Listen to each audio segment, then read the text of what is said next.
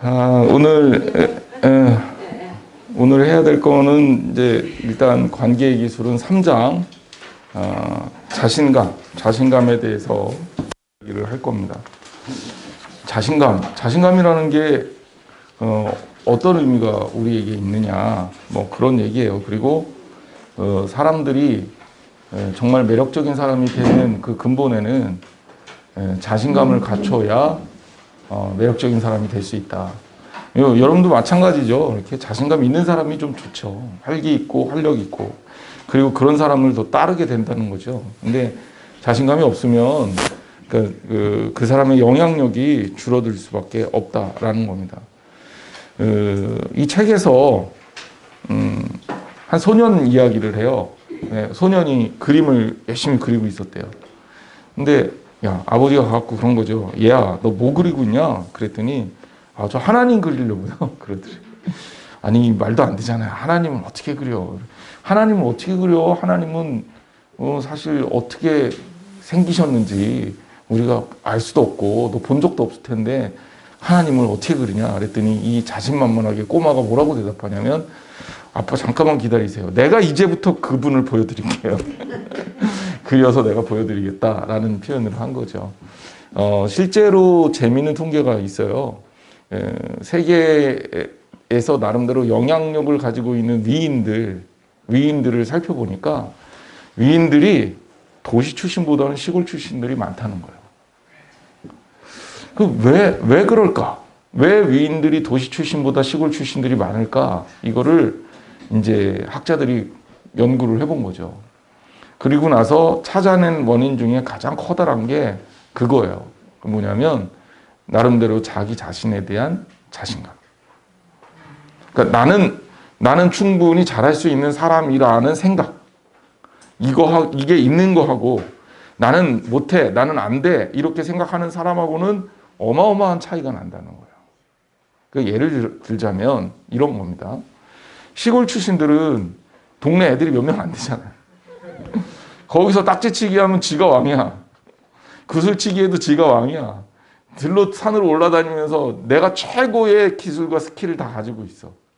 그래서 나름대로의 이 자신감, 소위 말해서 자기 자신에 대한 자기 긍정성이 높아진다는 거죠. 이게 어렸을 때 상처를 받지 않고 높게 자란 아이들은 나중에 약간의 실패를 하더라도 야, 나 그때 이러한 일을 했었는데 충분히 잘할 수 있어, 이렇게 생각한다는 거지. 그래서 어려움을 극복할 수 있다는 거야. 그런데 어렸을 때부터 좌절을 많이 겪은 아이들, 경쟁이 너무 심해갖고 자기 자신의 자존감에 상처를 입은 아이들의 마음속에 뭐가 있냐면 나는 안 돼, 나는 어차피 힘들어. 그러니까 어렸을 때 많이 혼난 아이들이 또 그래요. 그런 아이들은 자라면서 그런 생각들을 강하게 갖고 있기 때문에 어려움을 만났을 때 에이 그래, 역시 나는 안 돼, 이렇게 생각한다는 거죠. 그러니까 다윗이 목동으로 있으면서 늑대도 쫓아내고, 그리고 이 양을 탈취하려는 그 짐승들도 쫓아내면서 싸웠던 그런 경험, 그것이 결국 내적 자신감, 뭐 신앙적 경험이기도 했지만 그것으로 이어져서 골리앗까지 물리치게 된 원동력이 됩니다. 우리가 그렇게 생각한다면 이게 굉장히 유의미한 이야기다라는 것을 금방 알 수 있을 거예요. 이 시골 출신들, 위인들을 찾아보니까 시골 출신들이 많더라라는 얘기는 제가 한 얘기 아닙니다. 제가 충분히 제목은 기억 안 나는데 검증될 만한 충분히 이론은 책에서 본 이야기를 전해드립니다. 그만큼 우리가 나에 대해서 어떤 마음을 갖느냐라는 거 굉장히 중요해요. 근데 이거하고 교만하고 헷갈리면 안 돼요.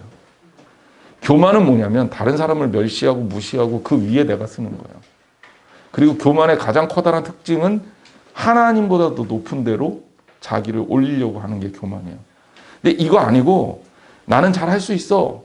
나는 하나님 일할 때도 마찬가지잖아요. 하나님께 붙들렸을 때 나는 하나님께서 쓰시는 사람이 될 수 있어, 이렇게 생각하는 거는 교만이 아니라 그거는 자신감이죠. 그러니까 영적 성도들에게, 우리들에게 하나님의 자녀로서의 자신감은 반드시 필요합니다. 그리고 그거는 교만이 아니에요.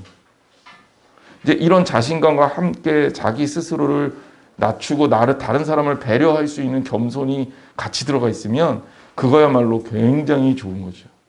그러니까 우리가 그 밸런스를 잘 잡아 나가야 합니다. 이 존 맥스웰 목사님은 이 관계의 기술에서 바로 이 자신감을 세 번째 장에서 언급하면서 이것이야말로 굉장히 중요한 이 리더십, 매력 있는 사람이 되는 원동력이 된다라고 얘기를 하는 겁니다. 그러면서 이제 몇 가지 얘기를 하는데 그 첫 번째가 뭐냐? 자신감은 전염된다는 거예요. 그러니까 누군가가 자신 있어 하면 그 자신 있어 하는 게 다른 사람들까지 연결된다라는 거죠. 안 될 것 같은데 누가 된다 그래. 걱정하지 마. 된다니까. 그럼 그 얘기를 막 들으면 될 것 같은 마음이 들잖아요. 그렇죠? 이게 교회 공동체도 마찬가지인 것 같아요. 교회에도 보다 보면 어려운 일들이 있거든요. 어떤 때 막막할 때도 있어요. 근데 이제 교인들이 보통 목사님 안 돼요. 어려워요. 힘들어요. 막 이렇게 하면 진짜 어렵고 힘든 것 같아요. 근데 어떤 분이 목사님 이거는 우리가 감당할 수 있습니다. 하시죠. 그리고 뭐 안 되면 또 하나님께서 책임져 주실 겁니다. 제가 최선을 다해서 돕겠습니다. 이러면 일이 돼요. 그러니까 이게 믿음의 차원이거든요. 부정적 인식을 갖는 거는 하나님께서 기뻐하는 것이 될 수가 없어요. 아무것도 아닌 것 같지만. 그래서 교회에 반드시 필요한 게 비전이에요. 앞으로 우리 교회가 어떻게 성장하고 어떤 그림을 구체적으로 그려나갈 건가. 제가 이제 그런 얘기를 하면 너무 목사님 또 허황된 저는 좀 어떻게 보면 남들 기준에는 좀 되게 이상적인 성향이 있어서 그런 생각을 하실 수도 있어서 제가 요즘은 얘기를 잘 안 하는데 여러분 그런 게 반드시 있어야 돼요. 그리고 그 꿈이 현실화되는 게 신앙이잖아요. 그게 얼마나 멋있습니까? 그러니까 그 꿈을 위해서 함께 살아나가는 게 필요한 거죠. 그래서 이제 올해 우리가 어느 정도 신앙적으로 좀 다져지면 내년 정도에는 우리 교회의 향후 이제 5년 내지 10년 이후의 계획들을 좀 구체적으로 나눌까 해요. 그래서 우리가 어떻게 성장해야 될 것인가에 대한 우리 교회의 성장 모델도 좀 만들고 사역에 있어서도 어떤 사역에 조금 더 애를 쓸 것인가. 지금은 이제 우리 교인들이 그런 쪽으로 이렇게 마음을 이렇게 밭을 갈아놓는 저는 그런 시기라고 생각해요. 왜냐하면 밭이 안 갈아졌는데 씨를 뿌리면 자라질 못해요. 그래서 작년부터 지금까지 계속 우리 성도들의 생각, 하나님과의 관계에 있어서 신앙적 기본 이런 것들을 계속 밭을 가는 작업을 하는 겁니다. 자, 두 번째는 어떤 일이든지 자신을 바라보는 것만큼 성취된다. 이런 표현을 씁니다. 자신을 바라본다. 그러니까 내가 나를 어떻게 생각하고 있는 것만큼 성취된다는 얘기예요. 재밌는 이야기들이 참 많아요. 뭐냐면 내가 생각하고 있는 내 한계성까지밖에 못 자라요. 그건 당연한 겁니다. 그 이상 가기는 어려워요. 그 이상 가기. 그러니까 더 능력이 있어도 나는 여기까지밖에 안 돼. 그럼 거기까지밖에 안 되는 거예요. 하지만 더 높은 목표를 설정하면 거기까지 잘할 수 있는 가능성이 올라가요. 다 된다는 건 아니지만. 리더십 이론에 있어서 공동체는 리더의 수준만큼 성장한다라는 이론이 있어요. 이거를 이제 목회학적으로 도입하면 이제 우리 목회자들 가르칠 때는 제가 이제 후배들이나 혹은 어디 가서 이런 특강 같은 걸 할 때는 그런 얘기를 하는데 목회자 수준만큼 교인 수준 올라간다는 거죠. 그 이상으로 올라가기는 진짜 힘들다는 거예요. 왜? 그 이상으로 올라가는 교인이 있다 그래도 문제예요. 그런 경우가 많아요. 그럼 목회자가 얼마나 우습게 보이겠어요. 그러니까 이제 사실 그래서 제가 목사님들이 더 많이 노력해서 자기 자신의 어떤 성취를 올려야 된다. 근데 이게 왜 이런 이론이 자꾸 나오냐면 여러분 우리가 우리를 어떻게 인식하느냐가 굉장히 중요하다는 거예요. 그러니까 나는 이거밖에 안 돼 그러면 그거밖에 안 되는 거고 나는 더 할 수 있어라고 하면 더 할 수 있다는 거지. 그래서 칭찬이 그만큼 중요한 거예요. 누군가를 격려하고 칭찬하면 그 사람으로 인하여 무엇인가 더 할 수 있게끔 에너지를 만들어낼 수 있다는 거죠. 그러니 여러분, 우리가 하나님 안에서 예수님이 하나님의 자녀다라고 우리에게 자신감도 주시고 자존감도 주셨어요. 여러분 없이 주님 말씀 그대로를 따라 나가면 되는 겁니다. 우리가 그런 사람들이 돼야 돼요. 우리 속자님들 마인드부터 이미 그렇게 가고 있겠지만 바꿔 나가셔야 돼요. 할 수 없는 게 아니라 할 수 있습니다. 그리고 주 안에서 우리가 하는 거니까 우리가 인간적인 능력과 기준 가지고 뭐 하려고 그러면 없는 게 많겠고 허황된 꿈도 꾸면 안 되겠죠. 하지만 주님 안에서 주님을 의뢰하고 의지하는 마음으로 해내는 거니까 그런 차원에서 우리가 하나님의 일을 믿음으로 감당해야 합니다. 자, 맥스웰 목사님이 6가지 예를 들어요. 자신감을 키우는 6단계. 그래서 요거까지만 제가 이제 해보고 속형과 들어가겠습니다. 첫 번째 뭐냐? 하나님의 가치 체계에 따라 가치관을 확립해라라는 거예요. 가치관. 가치관이라는 건 뭐냐면 생각하는 방법이에요. 하나님 생각하는 방법. 근데 사람의 생각하는 방법, 그러니까 세상적으로 생각하는 방법이 아니라 하나님의 가치 체계를 따라라라는 거죠. 하나님의 가치 체계는 뭡니까? 어디에 설명되어 있어요? 성경에. 그러니까 성경에 나와 있는 하나님의 가치 체계를 따르라는 거죠. 가나안 정복을 앞두고 정탐꾼을 보냈을 때 여호수아의 갈렙의 가치 체계, 그리고 나머지 정탐꾼 10명의 정탐꾼의 가치 체계는 분명히 다르잖아요. 그래서 그 가치 체계를 정립하고 확립하는 것이 굉장히 중요해요. 기독교인으로서 살고 기독교인으로 사고하는 것, 그게 우리들에게 필요합니다. 주님을 따라가다 보면 자신감이 없을 수가 없어요. 왜냐하면 주님이 우리에게 그렇게 얘기하시거든요. 능치 못함이 없다. 할 수 없는 것이 없다. 라고 계속 얘기해 주시잖아요. 주님을 따르면 우리는 당연히 자신 있게 되죠.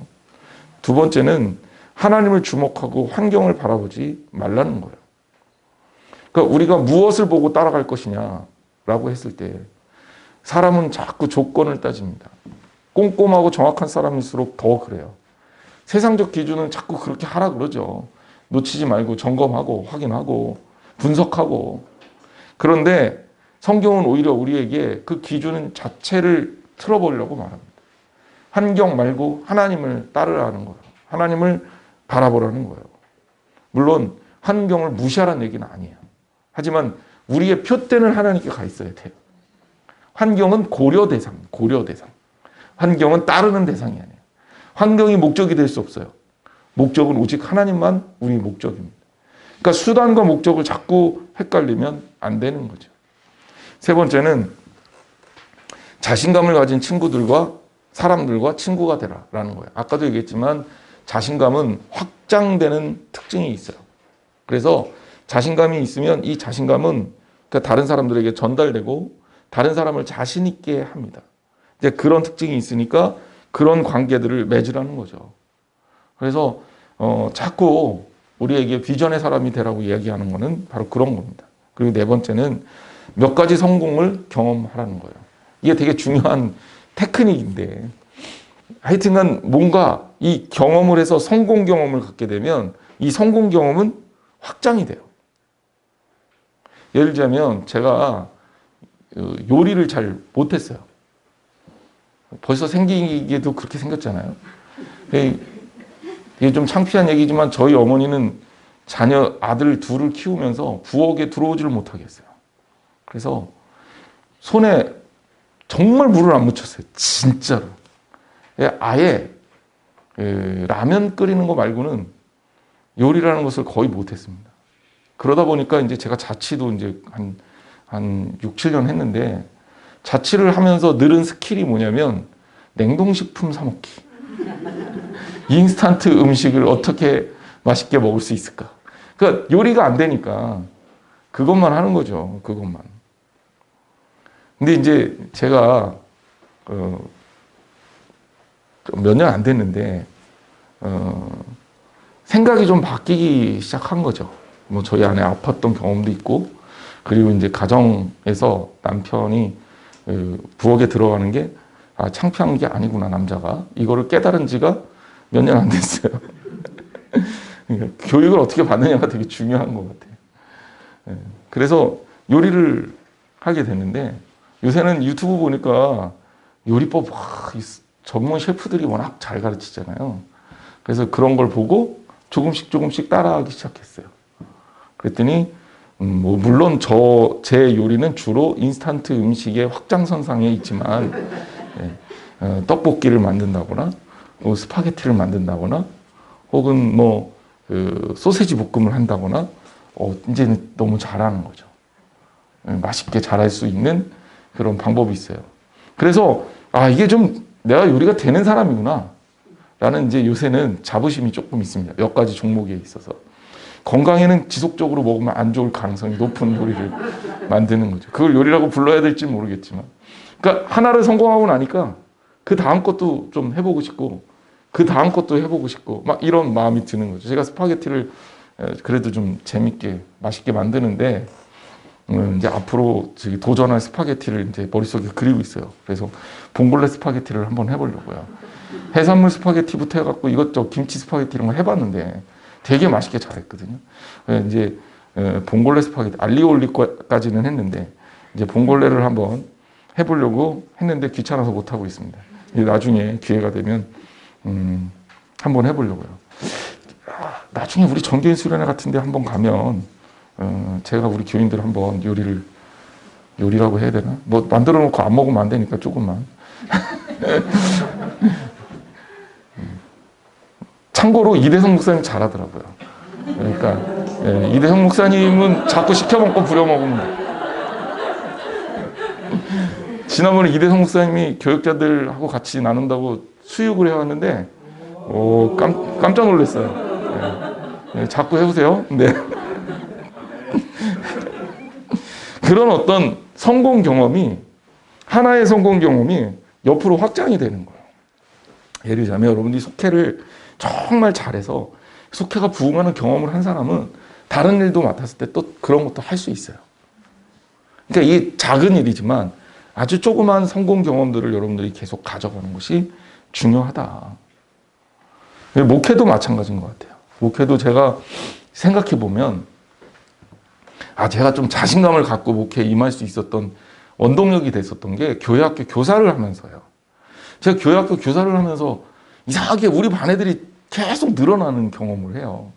그 몇 명 안 되던 아이들이 너무 많이 늘어나갖고 막 주변에서 뭐 잘한다 막 칭찬받고 막 이러니까 교회학교 신학생 때 교회학교 교사를 하면서 나는 사람들을 이렇게 좀 잘 모이게 하고 잘 끌어갈 수 있는 능력이 있나 보다라고 착각을 하게 되는 거죠.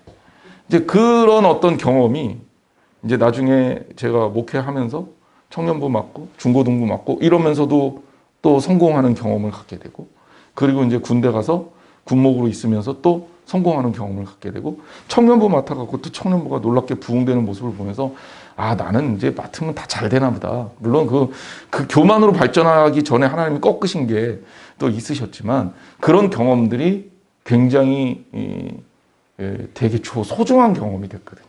그러니까 여러분들도 마찬가지라는 거예요. 성공 경험이 굉장히 중요하다. 그리고 이제 그러기 위해서 뭘 해야 되냐면 이거는 이제 교육학적으로 공부 못하는 아이들 공부시킬 때 쓰는 방법인데요. 그게 어떤 거냐면 여러 개를 한꺼번에 다 잘하게 시킬 수는 없어요. 그러니까 잘하는 거 한 가지를 딱 받고 그 한 가지를 집중적으로 공부를 시켜갖고 공부를 잘하게 만드는 거예요. 그러고 나면 다른 과목도 내가 공부하면 잘하겠구나라는 마음을 갖게 되고 성장할 수 있게 되는 거죠. 근데 진짜 신기하게 그렇게 돼요. 그래서 여러분 아이들 손자 손녀들 공부 못하고 흥미가 없으면 그냥 여러 개씩 영어도 잘해 수학도 잘해 국어도 잘해 이러면 힘들어요. 그냥 일단 하나 얘가 제일 잘할 수 있는 거 그거 하나 딱 잡아갖고 그 잘할 수 있는 것들을 정말 잘하게 해주세요. 그러면 다른 과목도 나 잘할 수 있구나 라고 생각을 한다니까요. 그래서 사실은 제가 이제 저희 아들 키울 때 하도 공부도 안 하고 책도 안 읽고 그래서 공부 안 하는 건 괜찮은데 책을 좀 읽혀야 되겠다는 생각을 했어요.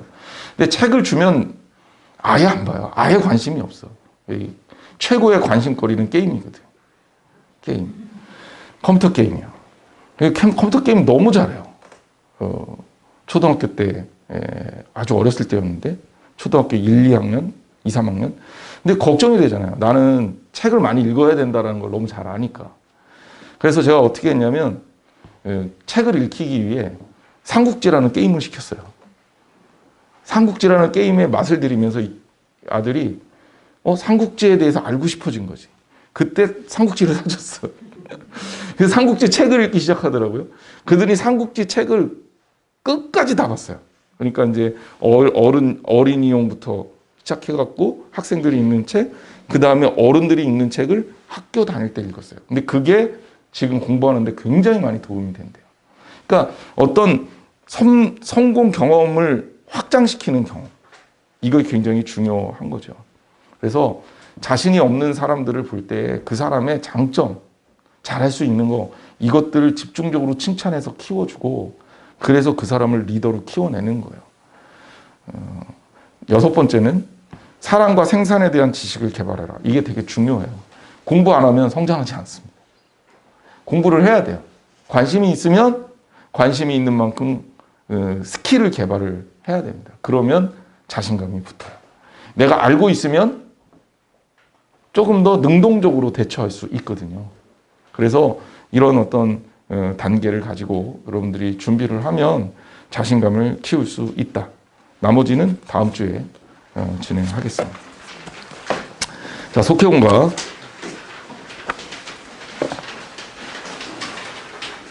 이번 주 속혜원가가 어디죠? 사랑이죠, 사랑. 사랑 1. 예, 맞죠? 예, 은사를 은사되게. 이제 일부러 속혜원가를 쓰면서 사랑장을 사순절하고 맞췄어요. 사랑이라는 게 그만큼 소중한 거다라고 이야기를 하고 있습니다.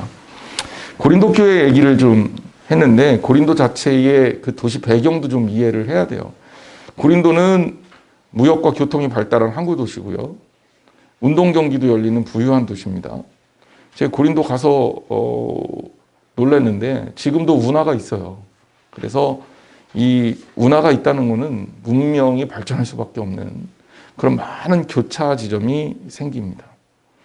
그래서 당시에 이 그리스에서 굉장히 큰 항구 도시로서 고린도는 역할을 했었다. 이제 사람들이 많이 모여서 발전하는 건 좋은데 이런 돈 많아지고 발전 많이 하면 특징이 어떻게 됩니까? 향락 문화가 같이 들어오죠. 여기서 죄와 이 타락 이런 것들이 일어나게 되는 겁니다. 고린도 교회의 모습을 통해서 바울이 여러 가지 이야기를 했지만 가장 커다란 문제가 됐던 것은 고린도 교회는 분열이에요. 소위 말해서 분파가 생겼죠. 게바파, 바울파, 아볼로파, 그리스도파 이런 분파들이 생겨서 교인 안에 갈등이 생겼습니다. 그래서 이 갈등 때문에 고린도 교회는 위기를 맞기도 해요. 근데 바울은 그 갈등의 원인을 사랑의 부재로 본 거예요. 그리고 은사도 많이 받은 교회인데 은사를 받은 것 때문에 문제가 생겼어요. 왜 문제가 생겼냐? 은사를 받은 사람이 은사 받지 않은 사람을 무시했던 겁니다. 거기에서 또 문제가 생겼어요. 바울은 그것도 사랑이 없기 때문에 라고 그 이유를 분석해요. 고린도 전서에 사랑에 대한 이야기가 이렇게 집중적으로 나오는 이유는 바로 고린도 교회의 모든 문제들 가운데 사랑이 없기 때문이라는 이유를 분석해냈기 때문입니다. 그러면 사랑의 가치는 어떤 것일까? 우리가 좀 살펴봐야 되겠죠. 그러면서 바울은 아주 공격적으로 해요. 근데 고린도전서 12장하고 연결해서 우리가 이 13장을 해석해야 되는데 고린도전서 12장이 은사장이잖아요. 은사에 대한 이야기를 쫙 하고 있어요. 그러면서 13장에는 은사에 대한 부정적인 이야기를 합니다. 놀랍게도. 12장 마지막 절에 바울이 오히려 더 큰 은사를 기다려라 라고 얘기를 하고 있는 것으로 봐서 사랑이라는 것도 사실 엄밀하게 얘기하면 은사로서 바울이 보고 있는 거다. 우리가 이렇게 해석할 수 있는 거죠. 근데 이제 사랑이라는 은사가 어떤 은사냐? 저는 사랑이라는 은사는 은사를 은사되게 하는 은사다. 그러니까 그 은사라는 것들을 진짜 은사로서 역할을 하게 하는 것이 사랑이다라고 저는 얘기하고 싶습니다. 그래서 고린도전서에 나오는 그 순서 그대로 보면 첫 번째 방언에 대한 이야기가 나오죠. 고린도전서 13장 1절 내가 사람의 방언과 천사의 말을 할지라도 이렇게 얘기합니다. 이게 고린도 교회의 주류였어요. 방언. 어마어마하게 많은 사람들이 방언의 은사를 받았고 방언의 은사를 받는 것을 자랑스러워했고 이 자랑과 자부심이 넘쳐서 방언의 은사 받지 못하는 사람을 구박하고 무시하고 멸시했습니다. 이게 갈등이 됐어요. 방언의 은사 받은 거 좋은 거잖아요. 은사 받은 거 좋은 거잖아요. 근데 이게 왜 문제가 됩니까? 이게 사랑으로 표현이 돼야 되는 거예요. 근데 사랑을 통해서 나가는 게 아니라 인간의 아주 투박하고 못된 성격과 생각과 사고와 이것을 통해서 나가니까 이 방언과 천사의 말이 어떻게 되느냐? 소리나는 구리와 울리는 꽹가리가 된다. 그래서 방언의 은사는 사랑의 기반이 안 되면 분열과 분쟁의 수단이 되고 맙니다. 방언보다 사랑이 훨씬 더 중요해요. 자, 왜 그러냐? 이제 물론 고린도전서를 쭉 읽으면 14장까지 언급돼서 나오는데 바울은 교회의 덕을 세우는 걸 굉장히 중요하게 생각합니다. 그러니까 은사를 받았으면 이 은사의 목적이 뭐냐는 거지. 교회의 덕을 세우기 위해서 쓰여졌을 때 은사가 빛나는 거고 의미가 있는 거예요. 그러니까 여러분 내가 신앙이 좋아지는 걸로 끝나면 안 된다니까. 제가 늘 얘기하지만 나 구원받은 걸로 끝나면 안 된다니까. 나 은사 받은 걸로 끝나면 안 된다니까. 그것이 하나님의 뜻을 위해서 아름답게 쓰여져야 돼요. 그래야 그것이 진짜 은사가 되는 겁니다. 그런데 하나님 안에서 그 은사가 아름답게 쓰여지기 위해서 뭐가 필요한 거예요? 사랑이 필요한 거죠. 그리고 방언의 은사는 나를 위한 은사잖아요. 방언의 은사가 사실 가장 흔해요. 그리고 방언의 은사 방언의 은사 받은 분들이 많죠. 근데 이제 방언의 은사가 그럼 왜 방언의 은사를 받게 되느냐? 하나님 왜 방언의 은사를 주시느냐를 알아야 돼요. 방언의 은사는 어떤 의미에서 주시는 거냐면 우리가 기도할 때 기도가 잘 안 돼. 그리고 내가 좀 더 뜨겁게 하나님과의 관계 속에서 기도하고 싶어. 그런 열망이 있단 말이에요. 그때 하나님 방언의 은사를 주셔요. 그러면 이제 은사를 통해서 하나님과 조금 더 깊은 교제를 할 수 있게 되는 거죠. 그러니까 이거는 내가 하나님과 가까워지는 계기가 되는 거예요. 방언의 은사. 이것 가지고 누구 이렇게 얘기할 게 없는 거지. 너 왜 방언의 은사 못 받아? 아니 방언의 은사 안 받아도 하나님께 기도 잘하는 사람이 있어요. 그러면 충분한 거예요. 충분한 거예요. 그러니까 이렇게 여러분들이 생각해야 됩니다. 두 번째, 예언도 믿음보다 더. 자, 예언의 은사는 고린도전서 14장에 보면 방언의 은사보다 훨씬 더 중요하다고 얘기를 해요. 그래서 통역하거나 예언하는 사람이 있을 때 방언의 은사가 필요하다 이렇게 얘기합니다. 왜냐하면 예언이라는 건 교회를 위해서 쓰여지기 때문에 그런 거예요. 그런데 그 예언하는 능력이 있어서 모든 비밀과 지식을 알고 또 심지어 산을 옮길 만한 믿음이 있다 할지라도 산을 옮길 만한 믿음이 얼마나 대단합니까? 근데 이것도 사랑이 없으면 아무것도 아니라는 거예요. 그러니까 어마어마한 은사죠. 생각해 보세요. 아까 고린도서 14장에는 예언의 은사가 그렇게 귀하다. 왜냐하면 교회의 덕을 세우는 거기 때문에 라고 얘기를 했죠. 그런데 그것조차도 사랑이 없으면 소용이 없고요. 믿음이 있어서 산을 옮겨. 이게 물론 예수님 화법에 의하면 겨자씨만한 믿음이 있어도 산이 옮겨질 거라 그러니까 그 믿음이 작은 거, 큰 거가 아니라 작은 거다. 이렇게 유비할 수도 있는데 그게 아니라 산을 옮긴다는 건 어마어마한 믿음이잖아요. 그런데 그런 믿음의 영역조차도 사랑이 없으면 그것도 의미가 없다는 거예요. 세 번째, 구제와 순교조차도 사랑이 없으면 의미가 없다. 자, 구제. 내가 내게 있는 모든 것으로 구제해. 게다가 이게 얼마나 대단합니까? 내 몸을 불사르게 내어줘요. 이거 불사르게 내어주는 그런 어떤 희생, 헌신, 이것이라 하더라도 그 안에 사랑이 없으면 아무 유익이 없다는 겁니다. 결국 사랑이란 뭐냐? 은사를 은사되게 하는 거다. 결론 58조 페이지에 결론 부분을 보세요. 우리가 사랑장을 읽으면서 오해할 수 있는 것들이 있습니다. 마치 다른 사람 필요가 없거나 평가절하되는 느낌을 갖고 이를 경시할 수도 있다는 것입니다. 그러나 바울이 방언, 예언, 믿음, 구제, 순교 등 다른 은사를 앞에 놓고 이를 소용없다고 과감하게 말할 수 있는 이유는 이것이 중요하지 않기 때문이 아니라 바로 사랑 때문입니다. 왜냐하면 사랑은 이 모든 행위를 가능하게 하는 원동력인데 사랑이 바탕이 되지 않은 여러 행위들을 우리를 교만하게 하거나 교회의 분열과 문제를 일으킬 수밖에 없다고 말하는 것입니다.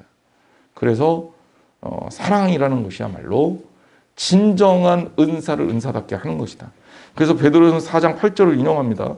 무엇보다 뜨겁게 서로 사랑할지니 사랑은 허다한 죄를 덮느니라. 그렇죠? 바른 크리스찬의 삶은 사랑의 바탕 위에 멋지게 각종 은사로 그림을 그리는 거다. 그림을 그리려면 물감이 있어야죠. 예. 근데 물감을 칠할 캔버스, 도화지가 있어야 되잖아요. 도화지가 없이 물감만 가지고 그림 그릴 수 없잖아요. 사랑은 도화지 같은 거다. 제가 봤을 때. 그래서 그림을 그릴 수 있게 하는 게 물감이 은사라면 사랑은 도화지 같은 거다. 그래서 은사를 진짜 은사되게 하는 그런 모든 은사의 원천이 바로 사랑이다 라고 얘기하는 거죠. 그래서 우리가 늘 생각해야 될 것, 여러분 어떤 일을 하더라도 사랑하는 마음에서 하시면 돼요. 그러면 다 해결이 됩니다. 사랑하면 용서 안 되는 사람도 없고요. 사랑하면 문제될 것도 없어요. 예, 사랑으로 하실 줄 안다면 우리의 모든 교회에서 벌어지는 관계가 또 모든 일들이 주 안에서 아름답게 해결되고 아름답게 진행될 줄 믿습니다. 질문이요? 네, 기도하겠습니다. 하나님 감사합니다. 우리는 오늘 속장교육을 통해서 자신감에 대해서 배웠고 또 오늘 속회 공과를 통해서 은사를 은사되게 하는 진정한 은사인 사랑에 대해서 나누었습니다. 우리 속장님들 사랑해 주시고 하나님 안에서 하나님께서 기뻐하시는 아름다운 사랑의 전달자가 될 수 있도록 도와주시며 특별히 우리가 하나님께서 기뻐하시는 일들을 감당하기 위해서 갖춰야 될 여러 가지 일들을 잘 감당할 수 있게 해주셔서 하나님께서 기뻐하시는 아름다운 교회를 세워갈 수 있도록 도와주옵소서. 이번 주 저희 속회도 지켜주옵소서. 오미크론 때문에 여러 가지 어려움이 있습니다. 모이는데 두려움과 걱정이 있습니다. 건강에 대한 어려움이 있고 또 감염된 분들도 있습니다. 하나님 도와주셔서 우리 교인들 지켜주시고 건강하게 하시며 혹 불행하게도 감염됐다면 하나님 빨리 회복되게 해주시옵소서. 무엇보다도 하나님을 만나는 일 여기에 중심을 두고 용기를 낼 수 있도록 도와주시옵소서. 우리 속장님들 한 사람 한 사람 건강으로 지켜주시고 가정 위에도 하나님 함께 해주셔서 우리 속장님들 통해 입술을 통해 고백되어지는 기도의 제목들이 주 안에서 거룩하고 아름답게 응답되게 하여 주옵소서. 예수님의 이름으로 간절히 기도했습니다. 아멘.